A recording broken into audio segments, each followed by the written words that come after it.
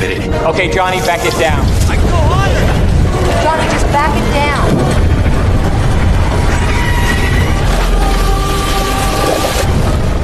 It's no coincidence that right after Disney snagged 20th Century Fox's entertainment goodies in 2019, they spilled the beans on a fresh reboot of the Fantastic Four.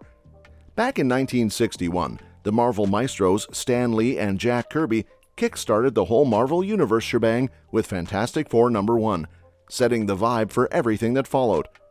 Yeah, he is. But he's not stronger than all of us.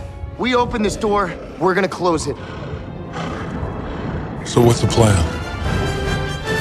For the longest time, these Fantastic Four folks were stuck in a Fox-shaped limbo, meaning side characters like Silver Surfer couldn't join the MCU party. But hey, now that Marvel Studios has the reins, the possibilities for the upcoming reboot are off the charts. We've got the lowdown on all things Fantastic Four so far, and we're also going to chat about how the MCU's version might just nail something that the 2015 flop got right. Exciting times ahead. Let's begin by discussing the ensemble. After an extensive casting process, Marvel Studios has officially unveiled the main cast for the Fantastic Four. The Mandalorian and The Last of Us star Pedro Pascal will take on the role of Reed Richards, also known as Mr. Fantastic. As the leader of the Fantastic Four, his extraordinary abilities allow him to stretch his body into various shapes and sizes, showcasing a level of genius comparable to, if not surpassing, Tony Stark. Vanessa Kirby, recognized for her role in Mission Impossible: Dead Reckoning, has secured the part of Susan Storm, also known as Invisible Woman. Beyond the confines of her codename, Susan possesses more than just the power of invisibility. She can render other objects invisible and generate unseen constructs around her, serving as both weapons and shields. While initially depicted as the damsel in distress in the comics, Susan has been reimagined as a formidable heroine in her own right in subsequent iterations of the team. It's noteworthy that in nearly every version, she is portrayed as either Reed's girlfriend or wife. So check it out. Joseph Quinn from Stranger Things is stepping into the shoes of Johnny Storm, aka the Human Torch. You know, the dude who was last rocked by Michael B. Jordan and Chris Evans? Big shoes to fill, right? But we did some digging on Quinn's past gigs, and turns out he's got more to offer than just being Eddie Munson. And then there's Eben Moss-Backrack, set to play Benjamin Grimm, aka The Thing. This guy's powers are a bit different. He turns into this rock monster, giving him crazy strength. Think Hulk level. You might remember Moss-Backrack from Marvel's Punisher on Netflix and Andor Season 1. Looks like Herbie is making an appearance in the film. It's short for Humanoid Experimental Robot, B-Type Integrated Electronics. Started out in the '78 Fantastic Four cartoon instead of the Human Torch, and eventually found its way into the comics too. As of now, the plot for the Fantastic Four is still a bit of a mystery. The film is in its early stages, and there are some questions that we just don't have answers to yet. One of those unanswered questions is about the plot. In the past, 3 out of the 4 Fantastic Four movies focused on the team's origin story. However, Marvel's Kevin Feige has hinted that the MCU's reboot might take a different approach, similar to the recent Spider-Man trilogy, by skipping the origin story altogether. There have been rumors circulating that the Fantastic Four film could be set in the 60s, and some recently released promo art with a throwback aesthetic and logo might support those theories. However, as of now, these details remain unconfirmed. The potential villains for the Fantastic Four seem to revolve around 2 prominent figures from Marvel's comic lore, Doctor Doom and Galactus. Doctor Doom, also known as Victor Von Doom, is a classic and recurring foe of the Fantastic Four, making appearances in all previous film adaptations. In the comics, Doom is a formidable and popular antagonist, comparable to Thanos in cinematic terms. With the departure of Jonathan Majors from the role of Kang, there's a need for a major antagonist, and Doctor Doom could step into that position. Galactus, on the other hand, is a planet-eating alien presented as a giant humanoid. While he made a somewhat obscured appearance in Fantastic Four: Rise of the Silver Surfer, fans weren't thrilled with his depiction as a giant space cloud in that film. It's speculated that the MCU reboot will present Galactus in a more faithful manner. However, there's a debate about whether these iconic villains might be too significant for the first MCU installment of the Fantastic Four.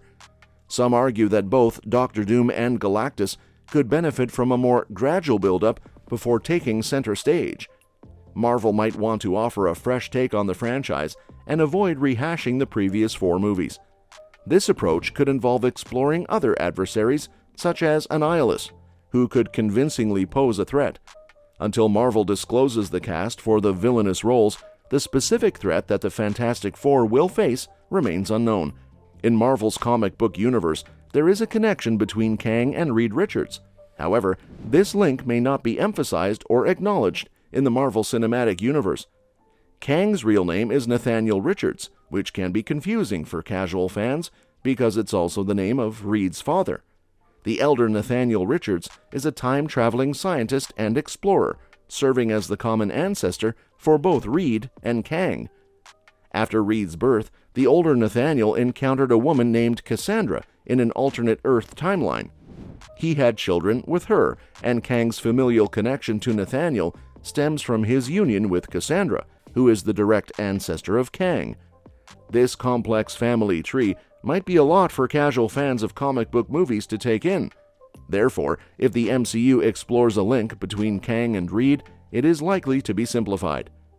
It's worth noting that Kang, during his time as Rama-Tut in ancient Egypt, was one of the initial adversaries faced by the Fantastic Four. The upcoming Fantastic Four movie in the MCU is set to replicate a particular aspect that the 2015 film, considered a disastrous $168 million flop, got right. Additionally, the actor playing the Thing in the MCU version has confirmed that there won't be any practical effects involved in bringing the character to life.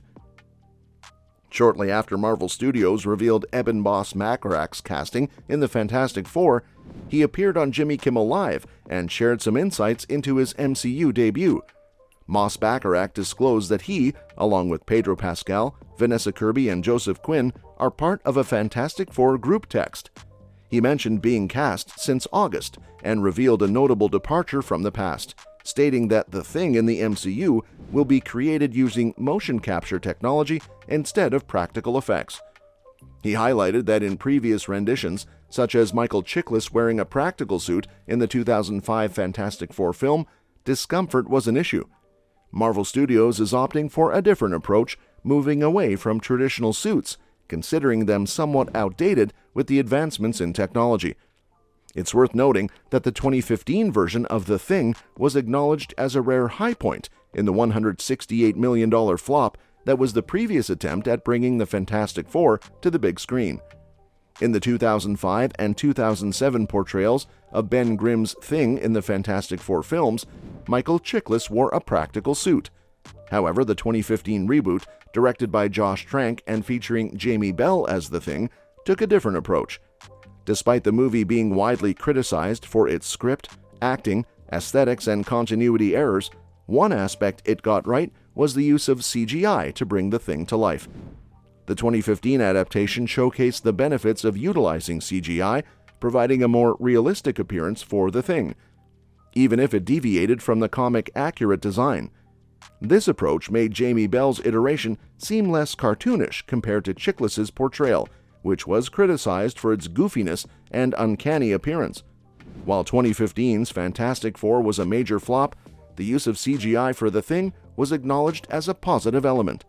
Now, with Marvel Studios choosing motion capture and CGI for the upcoming Fantastic Four movie, they aim to learn from the previous missteps and capitalize on the successful use of CGI for the Thing in the 2015 reboot. This decision is expected to give Eben Moss-Bachrach's iteration of the Thing the best chance for success in the Marvel Cinematic Universe.